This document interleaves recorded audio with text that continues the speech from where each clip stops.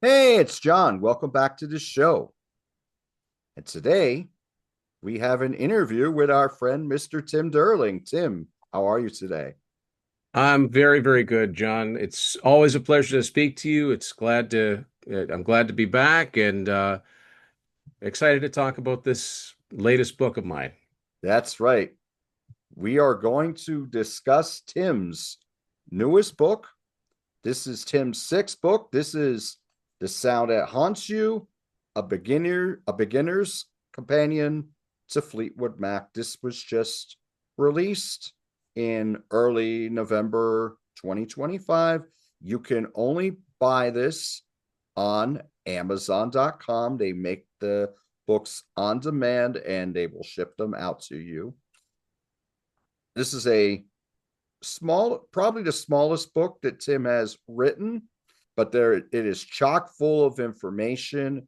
If you're a casual fan of Fleetwood Mac, or if you're a fan of Fleetwood Mac for the last 55 years or so, you'll find plenty in here to enjoy. A lot of information.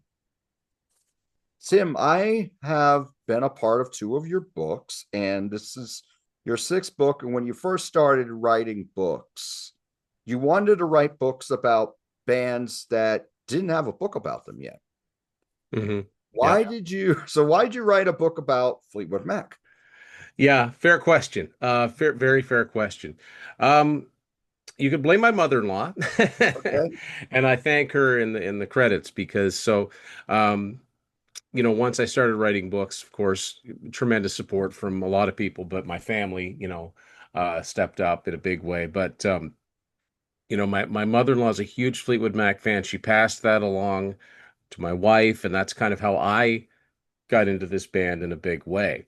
So one day, I don't know how long ago it was now, could have been 2 or 3 years ago. She said, "Tim, when are you going to write me a Fleetwood Mac book?" Now, I don't think she was serious, and she doesn't even remember saying it, but it planted a seed because you are absolutely right. I mean, with Y&T and Sammy Hagar as a solo artist and Kansas and Night Ranger, yeah, I wanted to write books about artists that have either had nothing, no one book written about them or very little written about them. And Fleetwood Mac's obviously not in that category. Right. They're the biggest band that I've written about by far, and they've had books written about just one of their albums. So why me? Why am I contributing to the vast catalog of Fleetwood Mac oriented books? Um, I thought once my mother-in-law said that, it got me thinking. It got me thinking about if I was going to write a book about a band that is so celebrated and so well known, how I could bring something unique to it and something that was from, my perspective, because who needs another biography? Nobody, and I don't tend to do biographies. I tend to talk about the music. Um, and it's only been in the last 12 years or so that I've really listened to Fleetwood Mac to any great extent. Obviously, I grew up listening to top 40 radio, so I knew the radio songs, of which there were quite a few, but I never delved into the albums. They were never a band they were always sort of like on the peripheral. They were a Okay. band that I liked when I heard their songs on the radio, and that was about it. But Sarah was such a big fan, and she had a lot of their songs on her playlists, and I would hear songs I'd never heard before. I know one that stood out to me immediately was Never Going Back Again, and I just marveled at the brilliance of Lindsey Buckingham's guitar playing. And I said, this is just a really cool song. And, I'd never even heard all of Rumors, right? Like that's seems to be one of those albums that everybody should know, but I didn't know it. I knew like four songs on it. Oh, there you go. That looks like an old one. Oh Awesome. yeah, I bought this in '89. Yeah. Um, so it started me on this journey, really listening to this music and realizing, there's a reason why people around the world love this band. But also, I wanted, there's no way that I could just concentrate on the sort of the hit making period. I'm too much of a completist. and too much of a wanting to tell everything. And this band has had several lives. And I don't know how many people are really aware of that. I mean, there's Rumors, one of the biggest selling albums of all time. That was the 11th Fleetwood Mac album. I mean, this band had been around for a long time before their worldwide breakthrough. So I wanted to talk about that. I wanted to go back into those Peter Green albums. I wanted to go through the Bob Welch years, and I wanted to go through all of it and try and chronicle as best I could every officially released Fleetwood Mac song and document it. And that's what we ended up with. But since, again, 12 years isn't a long time in the span of a band that's been recording since 1968. So I still feel in many ways like I am a beginner. But I wrote this book for someone who was curious, like I was. How do you even start with a band like this? Or if you've already started in so much as you've got Rumors, or you've got The Dance, or you've got the greatest hits, what next? And so this goes through every one of their studio albums. And then there's a section for all of the songs that didn't belong to any one album to give you an idea of what's out there, what songs are on what albums, and kind of how I feel about each album. And through reading my opinions of them, hopefully give you an idea of what these albums are all about. And this is a band, while like you, I discovered them through the radio. But I remember when I was 6 or 7 years old, back in 77 or 78, those songs from Rumors, because we always had a radio playing in the house. And they were songs that were embedded in my fabric from the beginning. But one thing that I've found out over the years, talking to people who love music, there is a thing with this band as far as where did you start? Yeah. I know I have friends who, some are still with us, some are not, and are in their 70s, and they swear by the Peter Green era. Yep. Yep. And they don't want to talk or hear about anything else, not Yep. even what came after with Bob Welch and Danny Corwin. They want to talk about Peter Green, first three albums, and that's it. They're also big into blues music Yeah. as well, but they swear by the Peter Green era. Yeah, no, and that's very true. I mean, yeah, if you were old enough to who have latched on to that stuff in the late 60s when it came out, it was mostly UK success and in Europe, but obviously in America, people were listening. I mean, the guys in Aerosmith, for one, they were definitely paying attention to, Peter Green.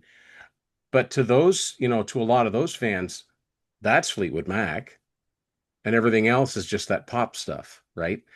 So yes, Yep. when you come in is vital, but I think it's just as vital to at least know that, hey, you may like the self-titled from 75 and Rumors and everything that came out there in that period, but that was not the beginning, far from it. And I think it's important that people go back and look at those. There's a wealth of music that really crisscrosses all kinds of genres. And it's fascinating. And I have gotten a lot of feedback from some fans who swear by that stuff. Now, I'm very honest in the book. I'm very honest in the book. I respect blues as a genre. I respect the fact that just about all the music I love came from the blues. There would be no rock and roll if it weren't for the blues. There'd be no hard rock or anything. Absolutely.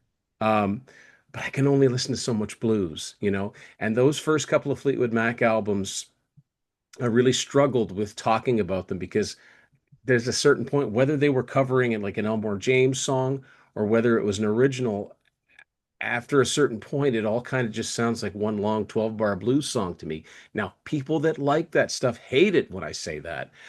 I'm just being honest and I'm being very respectful. I mean, these were a bunch of guys who were very, very young and they had their chops together. And I'm always quick to mention, as far as the Peter Green stuff goes, I'm a big fan of the album Then Play On. I think that that is a fantastic album, and that, you listen to the album like that and you go, man, what would have happened if he just stayed with them? Would Right. he have coexisted with, because it was a change.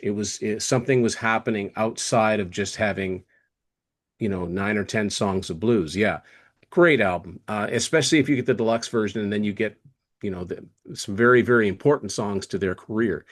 And one of the songs on Then Play On was a uh, very important in my understanding of the fact that Fleetwood Mac had been around for a while, and that's Rattlesnake Shake, because I heard Aerosmith's version of that on their Pandora's box set that came out back in '91. And that's when I became aware that they used to be a blues band, and I was really confused by it because number one, it didn't sound like anything I had ever heard remotely. It didn't sound like Fleetwood Mac to me. And who's Peter Green? I'd never heard of him, you know. And if you're in the UK, you say Peter Green in the same tones that you say Eric Clapton and Jeff Beck and Jimmy Page and John Mayall. I mean, and he started with John Mayall, like so many of those guys did. Unfortunately, he's not a name that's as known as he probably should be. And a lot of that is because he, never pursued the limelight. He did not like fame, and yet he was very adept at writing songs that appealed to a ton of people all over the world. I mean, just for one, Black Magic Woman, that's Peter Green. That's a Fleetwood Mac song. Uh, it's the best, probably the most famous Fleetwood Mac cover of all time. And I talk about that because I have a section on 100 different Fleetwood Mac songs covered by other people, which was a lot of fun to put together. And I did that so it wouldn't be a really, really short book. I'm not sure if this one or the Sammy Hagar one are shorter because those are both books that are just me. They aren't the panel books like you've participated in. But I did enjoy putting this together a lot. And I do think it makes for a pretty easy read. And I did try to pack as much information as I could into these chapters and a lot of my perspective on it because if you do like blues rock, this is the among the finest. And maybe someday I'll have an ear for it, you know. One thing I do admire is that you didn't shortcut any of these albums. The albums that you may not have been into or maybe still aren't into, you give them the same amount of time that you would do the more popular albums. Like nothing Oh, is given short shrift here at all. absolutely, and I made sure of that. As a matter of fact, when I wrote these chapter by chapter, like each album is a chapter, and I did them all a zigzag back and forth. I did not do them in chronological That's right. order. I wanted it to sound like I was coming into it fresh. I didn't want to sound like, this is my fourth review in a row and they're just starting to sound the same. I wanted to go back and forth. Um, as a matter of fact, I think Rumors was one of the last ones that I wrote about. And a lot of that was because I was a little bit intimidated because what am I going to write about such an iconic album that it's an album that will outlive everybody. Somewhere in the world right now, no matter whether you're watching this when it premieres or 5 weeks later, somebody's hearing Rumors and buying it for the first time, whether it's digital or physical. Um, it's just an evergreen album. Those songs will never go away. Almost every song gets airplay in some radio format. But there's so much more to this band. And so finally, I did tackle that album, but it was kind of intimidating. But I also had the advantage again of those songs have not been played to death for me because the funny thing is, when I was a kid, nobody in my family seemed to listen to Fleetwood Mac. It, I remember the Rumors album cover. I must have seen it in a store. It's very iconic, right? But I don't remember the songs. And I talk about this in the book. I'm not sure. I know that the first Fleetwood Mac song I ever heard was Say You Love Me, but I don't know if it was their version that I heard. And I talk about that in the book, whose version I may have been listening to because of where I grew up.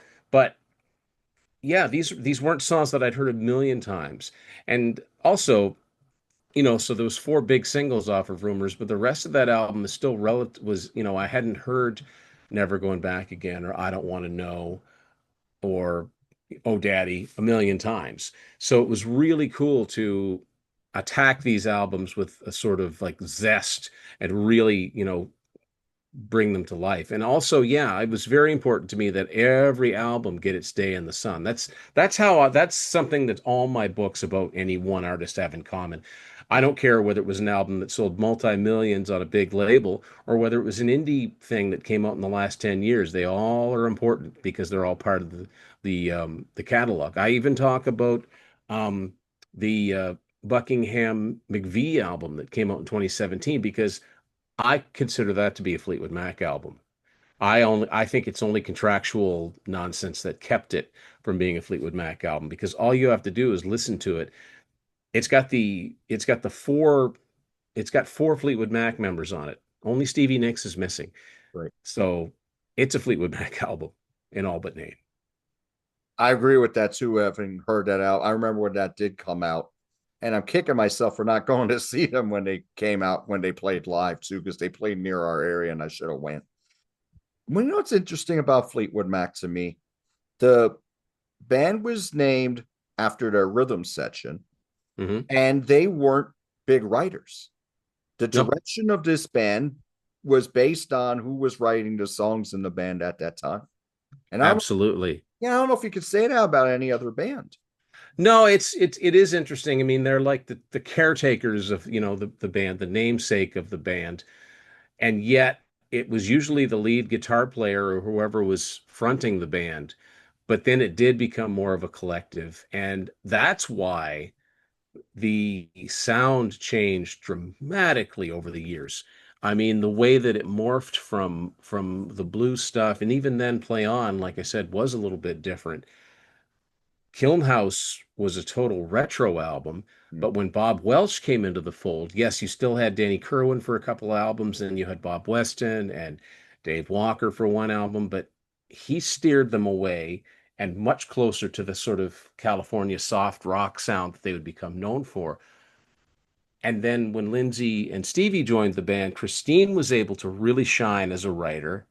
And then it's almost like you had three bands in one. It was a really interesting thing. And then when Lindsay left, boy, you really saw what the toll it took on them creatively. Oh, no doubt. Not just as a songwriter, but as an arranger and as a guy who I always say he always thought six steps ahead of everyone. Even if somebody came to him with an almost finished song, he would sprinkle his magic dust on it and just make it sparkle, you know. Um, but yeah, it was absolutely driven by who was in front and not the steady rhythm section that the band was named after. I can't think of another example. That would be like uh, if Bill Wyman and Charlie Watts, if the Rolling Stones were called, I don't know, Watts Wyman or something like Right. that, and but they didn't write anything, and the lineup kept changing around them. It's very unique. And as a matter of fact, I don't know how you would define Fleetwood Mac because, like you said, what does Fleetwood Mac mean to you? For some people, it's immediately that five-piece, the Buckingham Nicks lineup. To most people, that's Fleetwood Mac, but it could also be when they were a four-piece. It could be when they were a six-piece. It's all depends. But I cover it all. Speaking of their most popular era, when I think of their most popular era, I think of this sentence: with drama comes great art. Boy, it certainly seemed to work in this case. So, yeah, like I said, I'm not interested in doing biographies. I'm not interested in dirt. But in a case of Fleetwood Mac, the circumstances in their lives absolutely informed the writing, the work that they were doing. And it didn't take away. And one of the great ironies of this band is that there was no shortage of drama in Fleetwood Mac prior to Lindsay and Stevie joining. That's true I too. mean, you had Bob Weston having an affair with Mick Fleetwood's wife. You had the fake Fleetwood Mac. There was all kinds of that stuff, but they weren't that well known, so it didn't make headlines, and it almost became a byline for the press, because every new Fleetwood Mac project, or every time one of those people would release a solo album, it would always come up. And that's not unique to that group, but it was always an ever present. It's like you can't have an interview with Dave Mustaine without Metallica being mentioned at some point. Exactly. It's like a side order. Um, and ironically, the Buckingham Nicks lineup, through all of that drama, most notably because it was the successful era, is the most steady lineup. Because up until then, almost every album had a different lineup.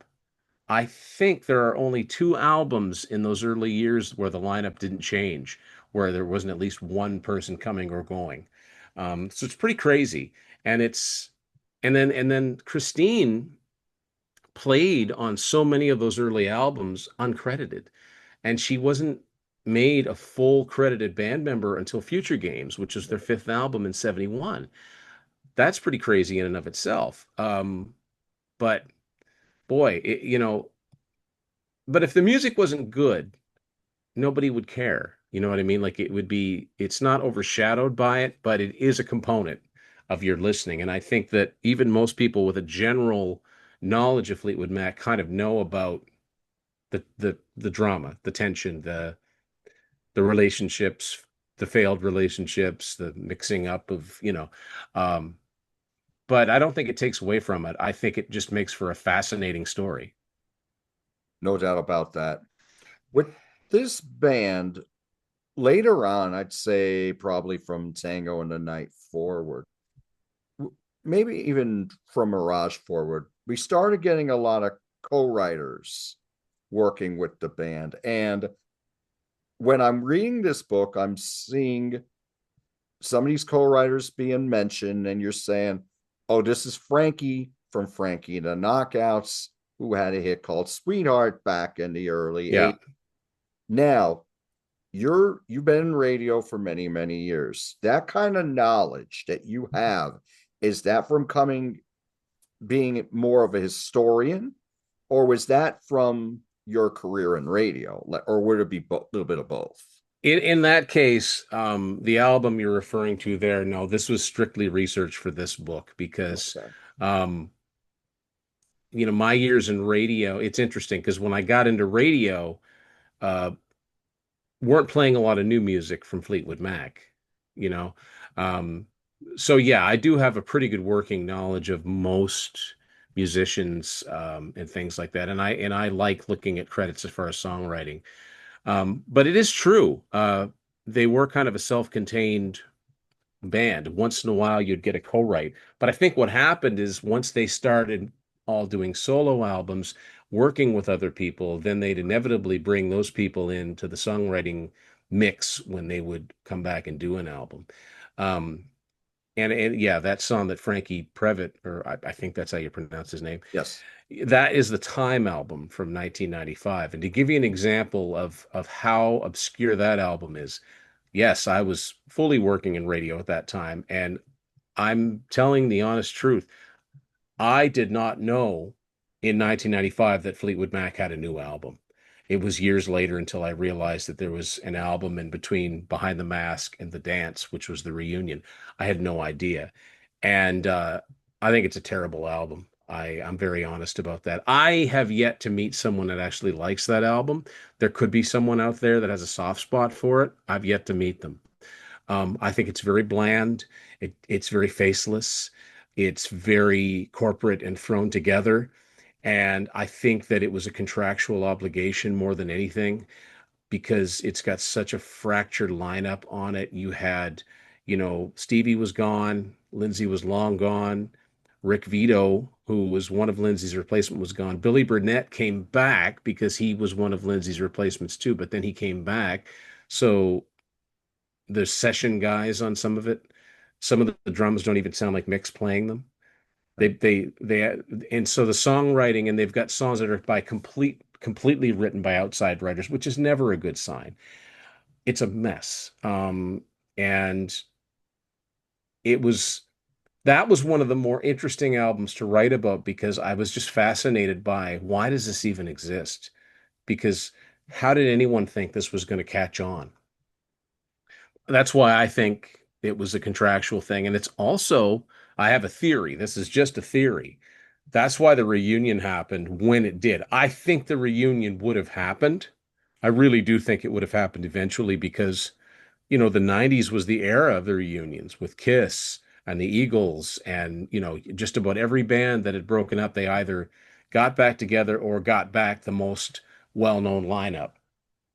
I think Warner Brothers went to Mick Fleetwood and said, "Look, I don't care what you have to do. You get everybody back or you're off the label." And I've taken that a step further. I don't talk about this in the book, but can if that hadn't happened, if all the money in the world wasn't enough to bring Lindsay and Stevie back into the Fleetwood Mac fold, they might have been doing albums on CMC International Records. They might have been doing albums on Rock Records, like these smaller labels that picked up a lot of these. Because even in 1995, if you look at their tour dates, they're doing multi-act bills, which they never had to do because once they became a headline act in like 75, 76, that was it. They were the headliner. People bought the ticket to see them and maybe one opening act. They did not have to share the stage with anyone. So that's just how far their stock had fallen. And it's crazy to think the difference it made between 1995 and 1997 because that reunion album, The Dance, is one of their biggest selling albums. And it's a live album with four new songs on it. Like it's crazy how well that sold. And I think that brought a whole new generation of fans into Fleetwood Mac. I would agree with that. I actually remember when Time came out and it sunk without a trace. I listened to that album while I was reading the book. And yes, there's talented musicians on there, Mm-hmm. but it's not number one, it doesn't sound like Fleetwood Mac. Even Christine's songs don't really. There's one song, and I always tell people, you read the book to find out which one I think it is. I think there's one decent song on the Time album, and it is one of Christine's songs. Other than that, yeah, I mean, even if you couldn't even, and the thing about Christine is that she didn't have the drama that Lindsay and Stevie had, even though she had plenty of personal drama, but it wasn't as much. Her and John weren't as vocal back and forth about it. Of course, John didn't have a vehicle to be vocal about it, Right. but Christine wasn't writing these pointed songs at him, the way those two were. But she could usually be counted on to be like the steady, you could count on Christine to come through with good songs. And that's an important link through the Bob Welch era, which if people go back, it's a recognizable voice. And there are songs on some of those albums that would have fit on the later albums. But yeah, by the time you got to that album, it's like, her heart wasn't in it. I don't know. It's a strange listening experience.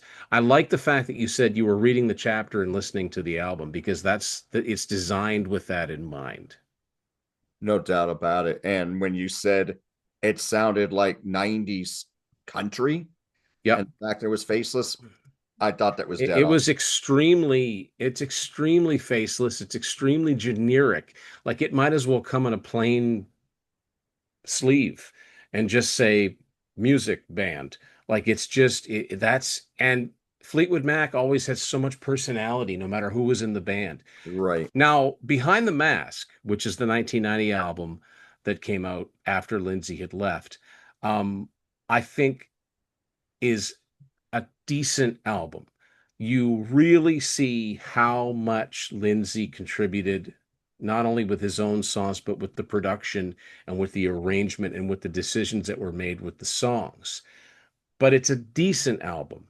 Now, that album, I remember seeing in the cutout bins, like for tons of them. I remember seeing all of these CD long boxes with cuts in them.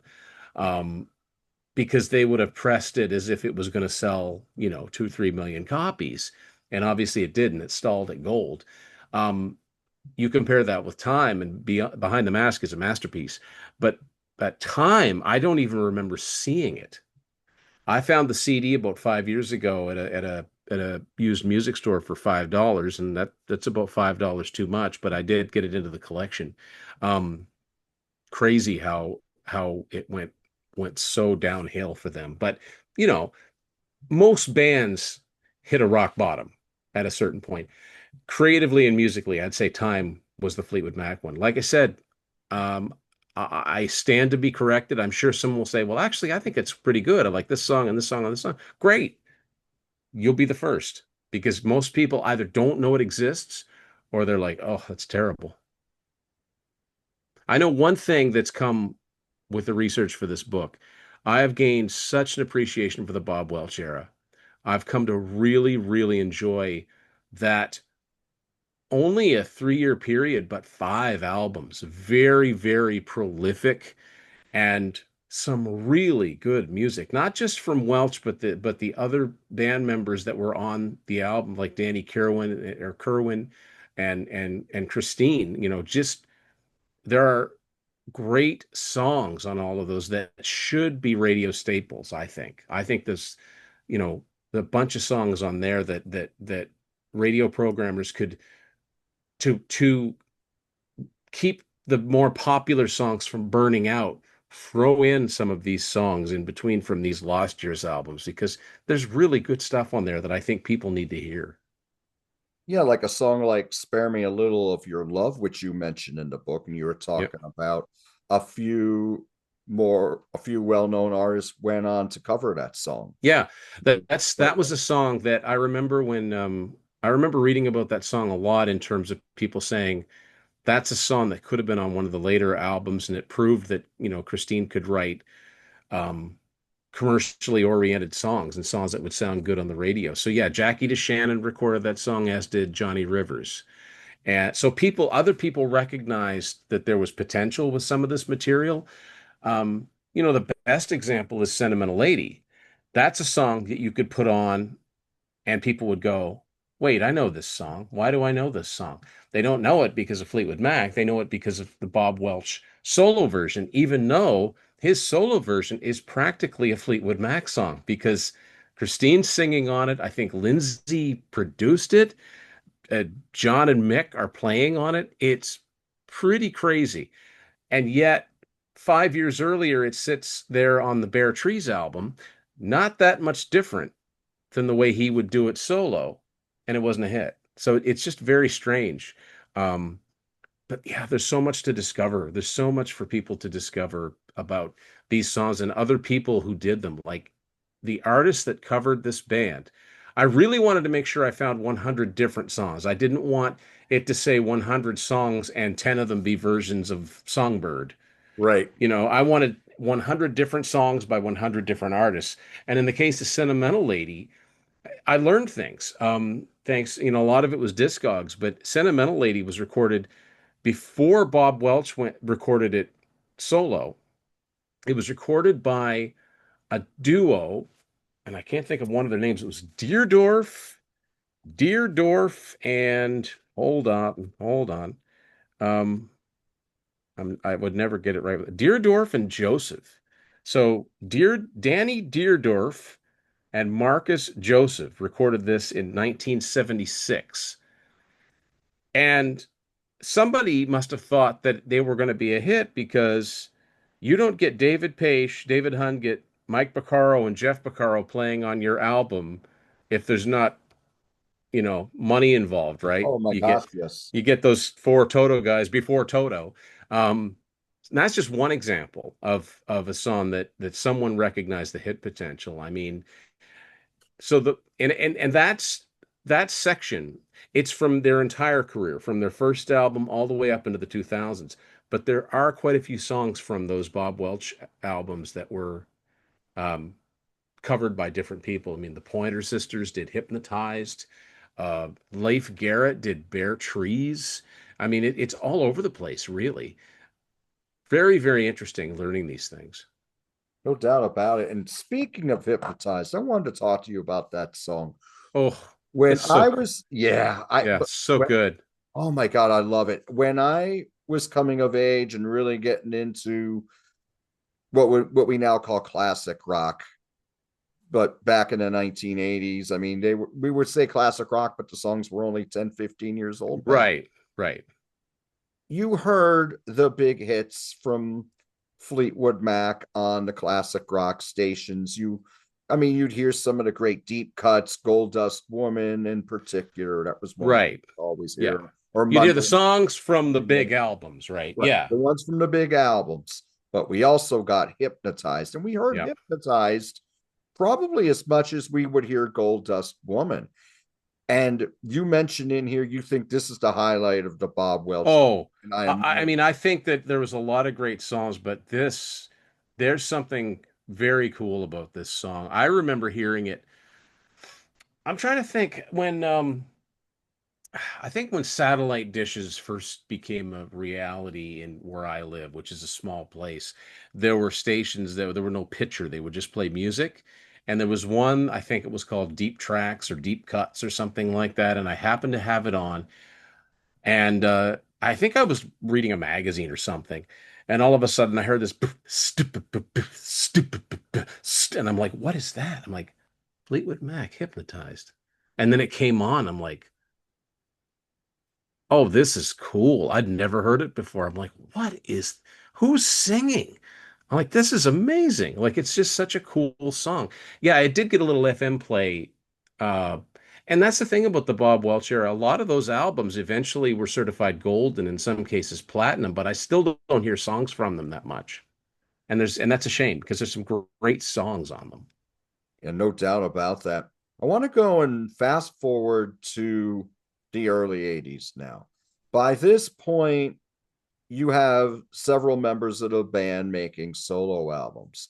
What I learned in your book, even though I was getting really big into radio at this time, not as heavy as I would later, I didn't realize that Belladonna from Stevie Nicks outsold the Fleetwood Mac albums that sandwiched it. It's pretty crazy. Yeah.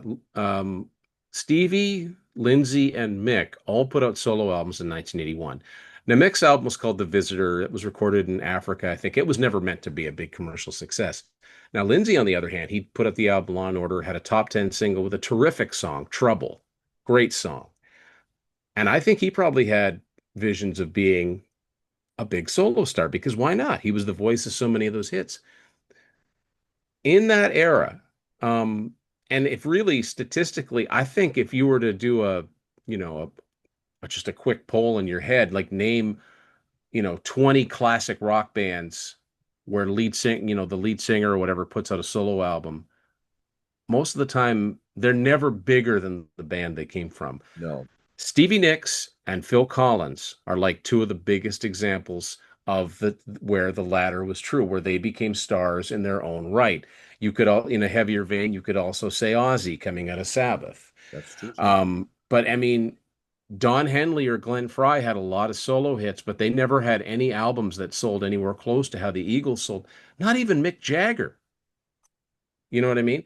Paul McCartney, I guess you could say, Paul McCartney, if you count Wings in his solo career, okay, I don't think he sold as many albums as the Beatles, but he sold a lot of albums.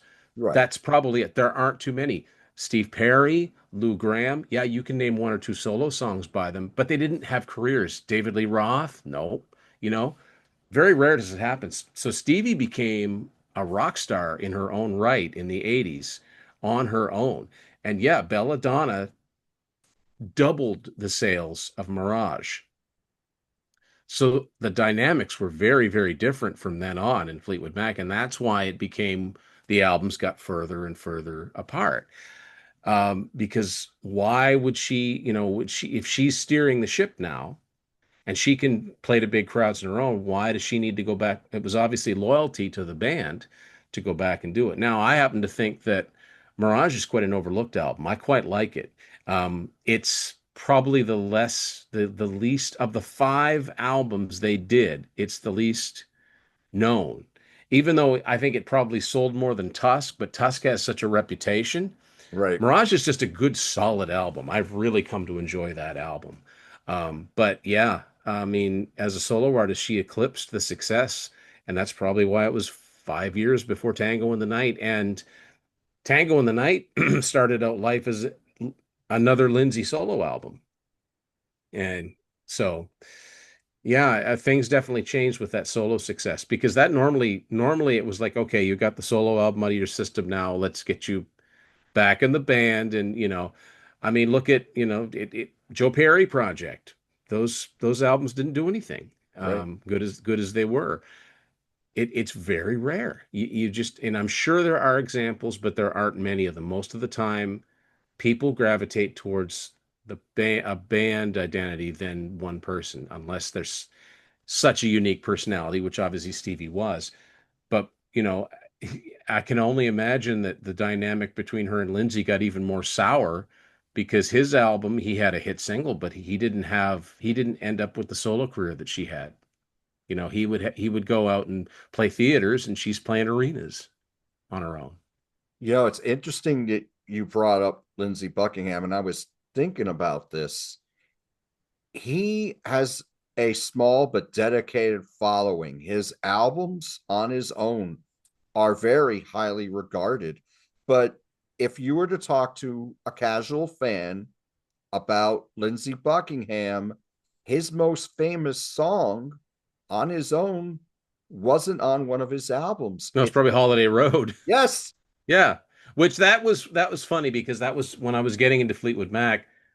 It was like two and two together. It was like, now why didn't I realize that was him singing that song? I knew the song, but I didn't realize it was him. Oh, okay. Yeah. I remember when I first started listening to Top 40 radio, the song I remember hearing from him wasn't even that big a hit. It was Go Insane. That was the year we got MTV, so I remember the Go Insane video. That's a weird video. It is.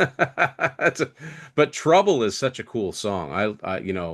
And that's the thing. That probably could have easily gone on Mirage without much alteration. Oh, I Um, agree. but yeah, I mean, there are a lot of rabbit holes to go down. But when you start getting into even some of the songs that were left off the albums are really, really good. Well, to me, personally, as someone that wasn't a diehard fan, when The Dance came out in 1997, I thought Silver Springs was a brand new song. I I didn't know, I didn't know it was a 20-year-old song.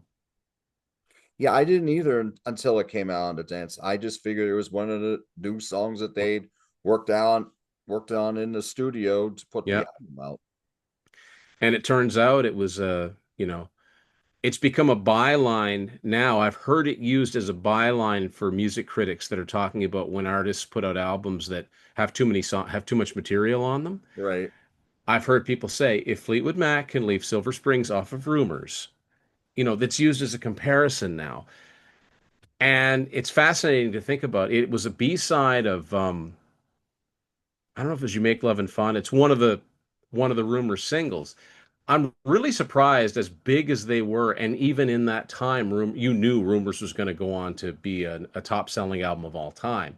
It probably sold 3 or 4 million within the first couple years of its existence.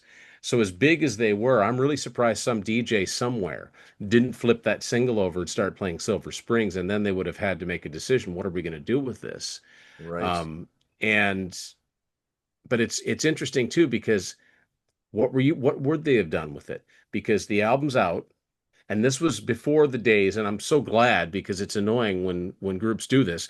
They put out the expanded edition or the tour edition, and there's more songs on it, so you got to go buy the album again. Within a few months of buying it before, that's annoying to me. It's not like a 20-year-old deluxe edition. That's different. But what were they going to do with it? It would not have fit on Tusk. And by the time that Mirage came out, it would have sounded too old. It wouldn't have Yes. fit. So it's kind of cool the way it all worked around in that live version. It became a Fleetwood Mac standard. Finally, it took 20 years. Obviously that's where the title of my book comes out, The Sound That Haunts You. But yeah, the fact that listening to that, and then there's other songs like Planets of the Universe, which is on the deluxe room. Great song. Um, Tango in the Night is, I think, a dynamite album.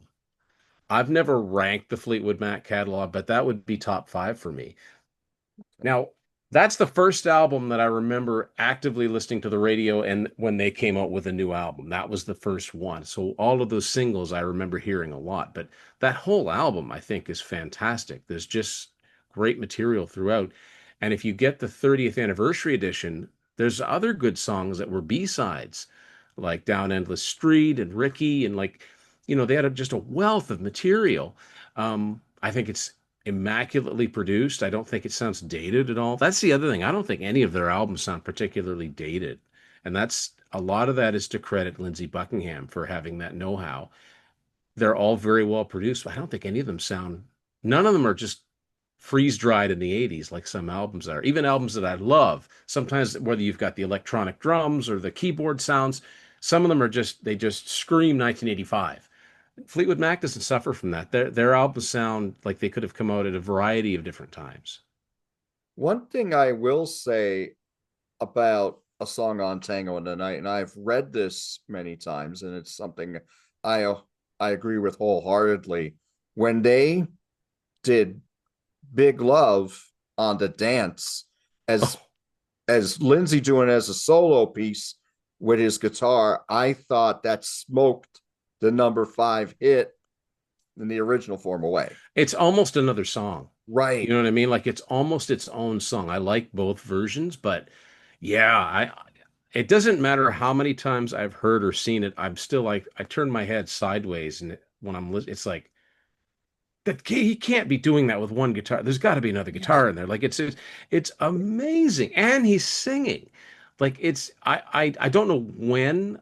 I'm sure there's people that know more than I do, and yet I wrote the book. But I don't know when that began. I don't know when he started doing it that way. But wow. And I remember even before I got into the band, people were talking about that song on there. I didn't hear it, but they were saying, "Oh, you got to hear it. You got to hear it." And I'm like, "Okay, I know what the song sounds like." No, I didn't know what that version sounded like. But yeah, he totally made almost a new song out of it. Absolutely.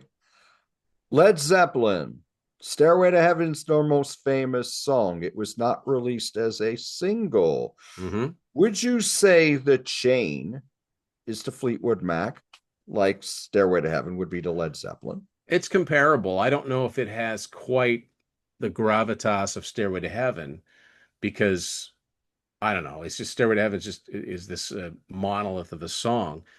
But yeah, the chain would be the closest thing because yeah, it was never a single.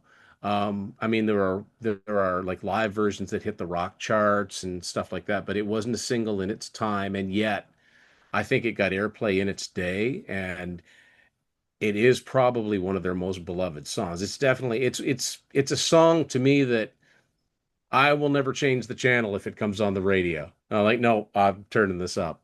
It's such a cool song. It's cool to listen to the Keep Me There, and I can't think of the other one off the top of my head, but the songs from the Deluxe Rumors that because that's a Frankenstein of a song, right? It's like three songs in one. Um, Obviously they made the right decisions and it ended up the way it was supposed to end up, but they did. That's why they're all credited with it. Um, it's the closest thing to a Stairway to Heaven, yeah, because it's definitely their best known song that was never a single. Yeah, I would agree with that. I don't think there's anything else that even comes close. Like we talk about like say Monday Morning getting some airplay and stuff like that, but nothing at all like The Chain. Obviously, with Rumors being such a big album, you could almost Gold Dust Woman could fit into that category, but then again, Hole had a pretty big hit with that, or at least a well-known version of it in the 90s. Yes. But you could talk about Secondhand News, it's the first song on the album. No, you're right, it's The Chain. Let's not pretend. Right. So I'm say I'm a casual fan just getting into the band. I know the songs that were played on the radio. I know that Rumors is one of the biggest selling albums of all time.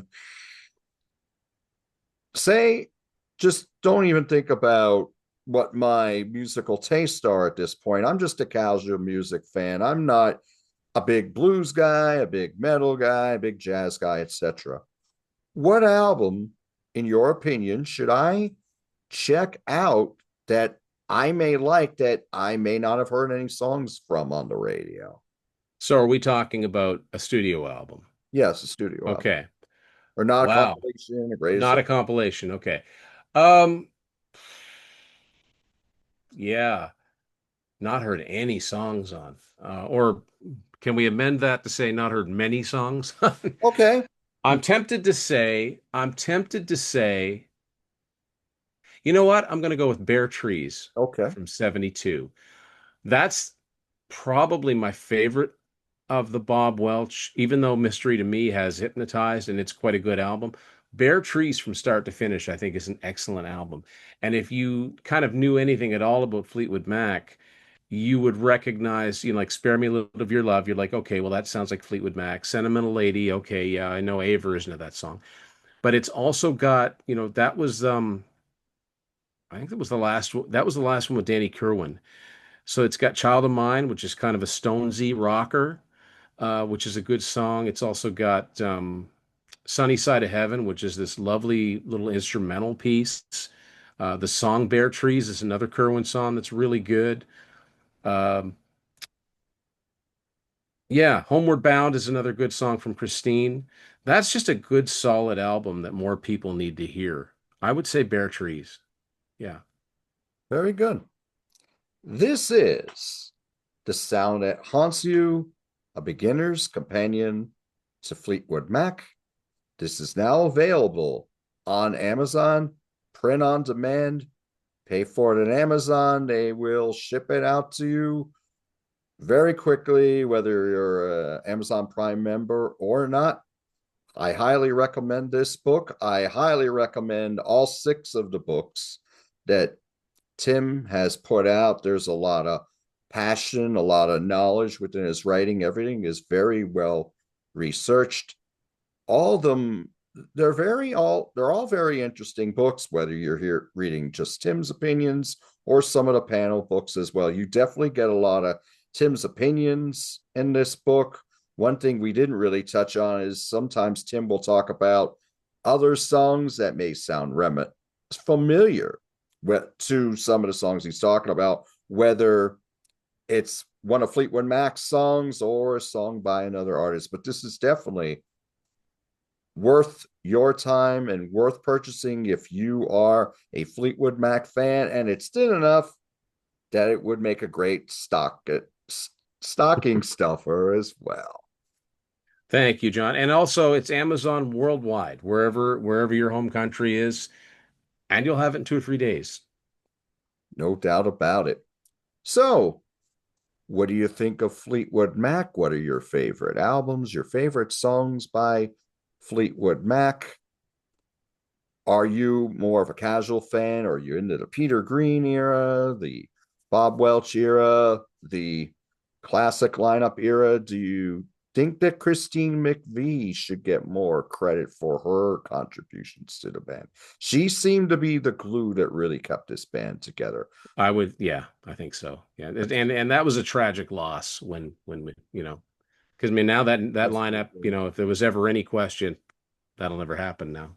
That's true. Please let us know in the comments. And again, this is The Sound That Haunts You, beginner's companion to Fleetwood Mac. Tim, thank you so much for joining me today. And I am very pleased with this book. And it's something that I'm going to keep going back to as I continue my Fleetwood Mac journey. Because admittedly, I'm more of a casual fan. I have been trying to rectify that though recently. I just found these two. This is Tusk right here. This is an album that I've heard, but I've never owned it. And full disclosure, I'm thinking about talking about it for a full episode. But as I keep going into these albums, I'm going to keep going back to this book and seeing how you feel about these, and looking for those same thoughts and those same analogies that you're talking about here. Awesome. All right. Thank you all so much for joining us today. Do what you love, and we'll talk to you soon.